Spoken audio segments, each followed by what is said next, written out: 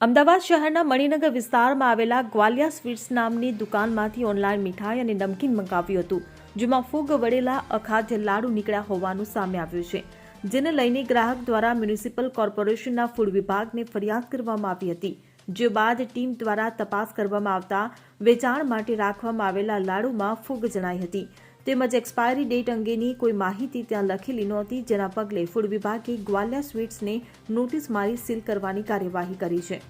શહેરના મણિનગર વિસ્તારમાં રહેતા દોષી પરિવારે ગતરોજ શ્રાવણ મહિનાનો પ્રથમ સોમવાર હોવાને લઈ ભગવાનને ધરાવવા માટે ઓનલાઈન ઝોમેટો એપ્લિકેશન મારફતે મણિનગરની ગ્વાલિયા સ્વીટ્સ નામની દુકાનમાંથી મીઠાઈમાં મીઠી બુંદી, કાનપુરી લાડુ અને નમકીન મંગાવ્યું હતું, ત્યારે દુકાનમાંથી આવેલી મીઠાઈમાં જ્યારે લાડવામાં ફૂગ વળેલી જોવા મળી આવી હતી, જેના પગલે તાત્કાલિક ધોરણે દોષી પરિવારે મ્યુનિસિપલ કોર્પોરેશનના ફૂડ વિભાગની ટીમને આ મામલે જાણ કરી અને ફૂગ વળેલા લાડવાના ફોટા અને વિડીયો લઈને ફૂડ વિભાગના અધિકારી ડોક્ટર ભાવિન જોશીને મોકલી આપ્યા હતા,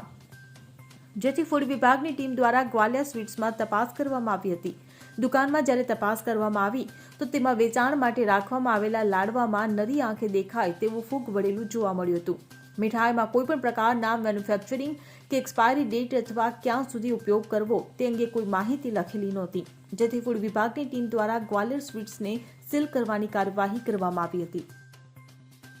બ્યુરો રિપોર્ટ CN24 ન્યૂઝ। હવે જુઓ દેશ દુનિયાની તમામ ખબરો તમારી આંગળીના ટેરવે। ઉઠાવો મોબાઈલ અને Google Play Store પરથી ડાઉનલોડ કરો અમારી CN24 ન્યૂઝ મોબાઈલ એપ।